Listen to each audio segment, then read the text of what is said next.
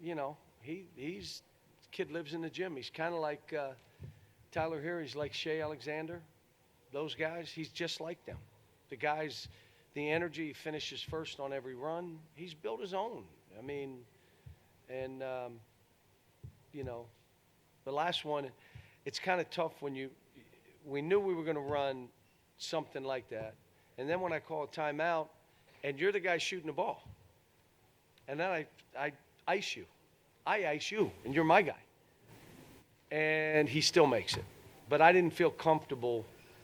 I had the timeouts, and I didn't feel comfortable not using one right there to make sure, because I got some guys that sometimes say, I didn't hear that.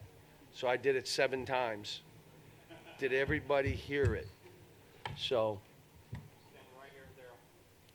Cal, better today, it appeared from E.J. Khalil was better. How much of Keon was better. They were all better. How much does peer pressure come into play when everybody else is doing well, so it's time for me to step up and do my thing? No, it kind of works the other way sometimes. But what I keep saying is, please let me coach you. You got to shut the clutter down. I was so happy for Khalil today. Now, you may have looked and said, well, he missed shots. They were all the shots we want him to take. Instead of passing that up and trying to throw a ball, just shoot it. And the second thing, that was a block. He went in and blocked it. That's what I want him to do. That's who you are. Go for balls. Now, again, I was trying to win the game, so I can't experiment. The game was too close. And those 3 guards deserve to play.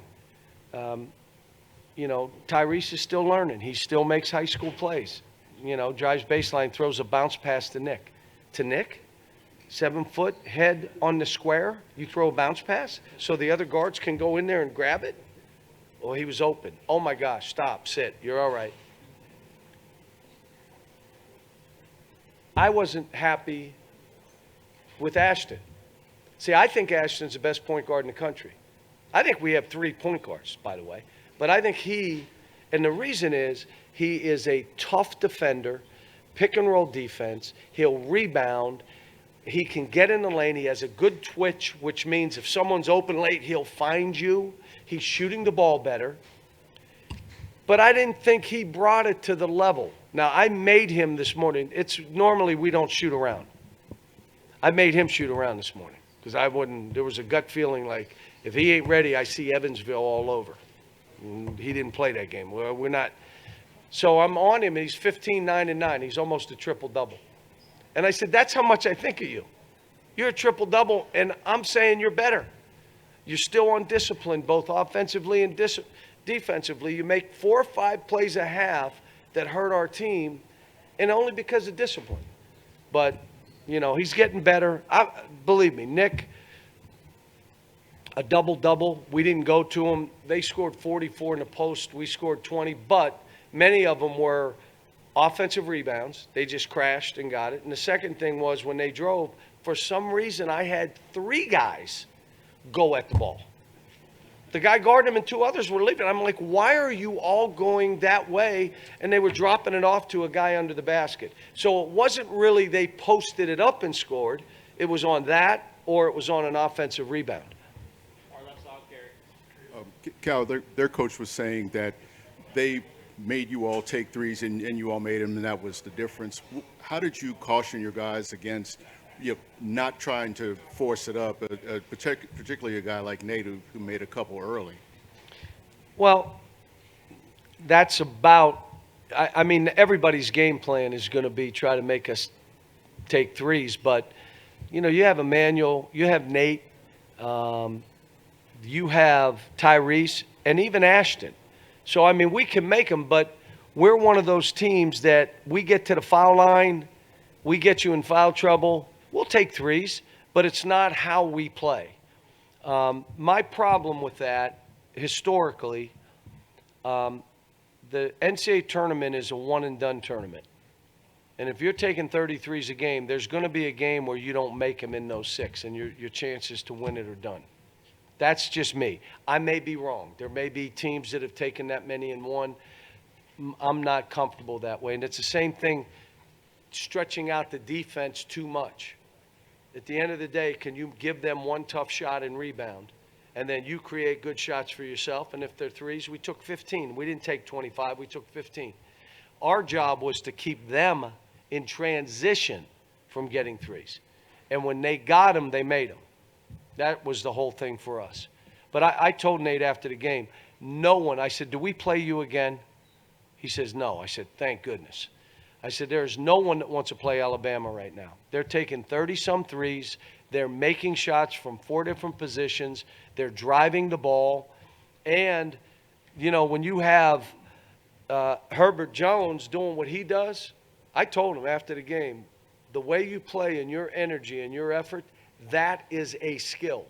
That's a skill. And the way he did it, look, we're done. If we have to play him again, it'll be in the tournament, and I will dread that if we have to. Cal, go back to talking about the easy shots that Alabama was having. Is it because the team's out of position, or is it because of something else completely different? And how do you change that defensively for the rest of the season? Well, they had 3 back cuts. John Petty got one. One was on Ashton. One was on Emmanuel. One was on Khalil, but he blocked it. Then they had offensive rebounds. And then they had where we sent 3 guys to the ball. That's just an error on our part. Again, now you're saying all these open shots, they shot 36% for the game. But they did shoot 19% from the 3. So if we'd have done that, they would have shot 20% and 0%. I mean, we broke down some. But, you know, we can block shots. We're long. I like our guards. They can stay in front of people. But, yeah, you can't send 3 guys to a normal college player will say, I got 3 guys on me. I'm just throwing it to anybody, which is what they did.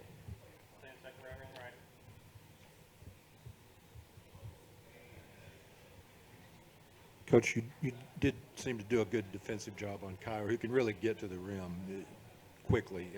How much pressure is it when they have the shooters in transition, plus the point guard like that, and how did you feel? It's hard. You know that what they do is they're unique. Like he laughed because Nate said before the game, I'm this looking like a Memphis team when I was there, and I said, you're running the dribble drive better than I ever ran it. And what they're doing in transition, even there, we weren't relying on threes. I had Chris Douglas and, you know, Antonio Anderson. I had those kind of guys. Derrick Rose wasn't a three-point shooter. We were more of an attack. But what he's doing in transition is they are trying to get a 3 in transition. All of us teach, run to the rim, go back, protect the basket, run. None of us run out. So they are running, and you go in, and here comes Kyra, and he gets in the lane, and all of a sudden, he's open. They're scoring 40% of their threes in transition. I've never seen it before. Like, even if you get a layup, you throw it to the guy in the corner, he makes a 3. So he's doing it's hard when you have 2 days or a day to prepare for that. I'm telling you, we had 2 days, and believe me, I told guys you have a choice. You can make people dribble, or you can guard them with your hand down. That is your choice. If they shoot it, you're coming out. That's your choice. Not my choice. You make them bounce it. They have to dribble. That's all we said. We did for 2 days. So Cal, I've heard you say EJ can be a monster. he was good today. I'm hoping you can define monster for me and how he's progressing. Well, today he got rebounded the ball. So he gets 6 rebounds, and he gets 8 points, and he could have had a couple more rebounds. But you know what? I just need them to start climbing the way they need to climb. I hugged Khalil after. I'm like, kid, just stay the course. Please stay the course. I want you to be a stopper on defense, and don't worry about anybody else. You guard your man. Go grab some rebounds because you can put your head above the rim. And then on offense, be a finisher. Shoot it when you're free. Don't go in there to try to pass. Shoot it.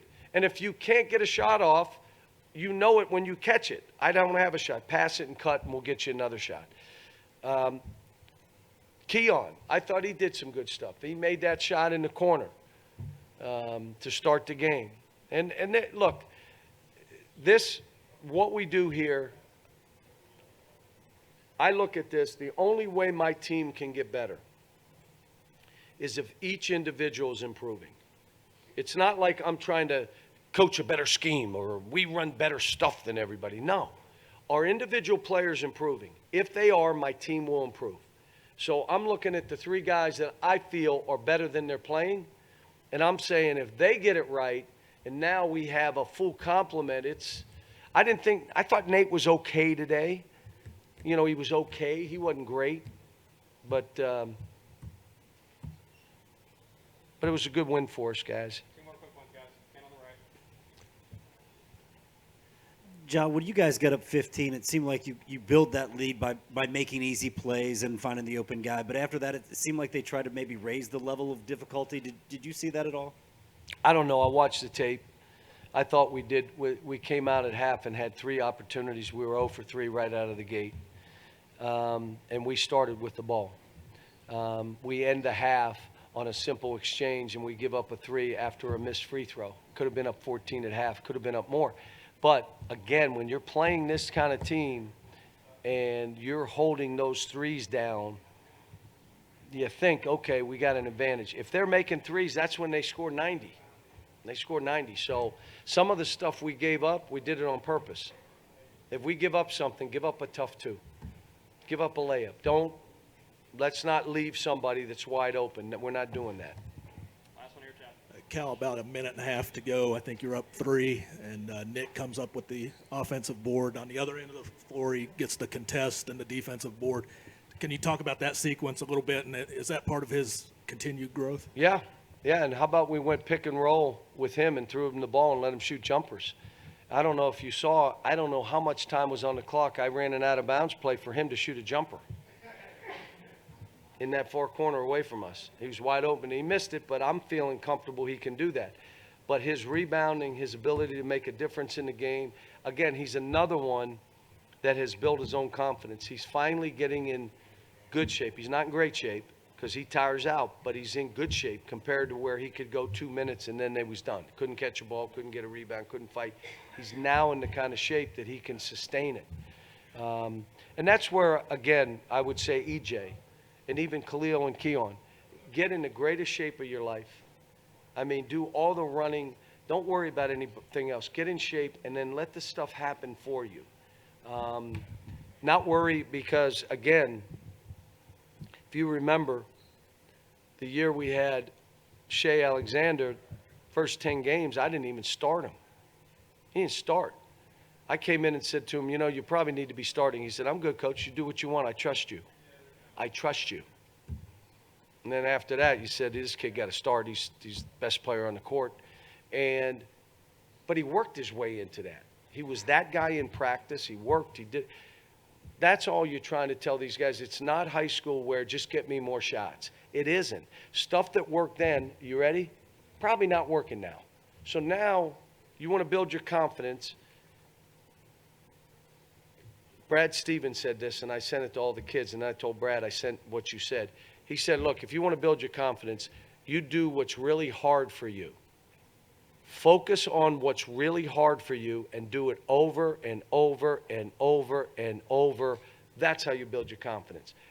The other way is, well, this worked in high school, so instead of doing what's really hard, I'm going to do this. And then it doesn't work for our team, and it's all a process. Some kids get it pretty fast. Some kids don't. I'm telling you, I believe in every one of these kids. I wouldn't have recruited them here. But I'll tell you, it's really hard here. And like that shot Emmanuel made, how about the free throws we got to make?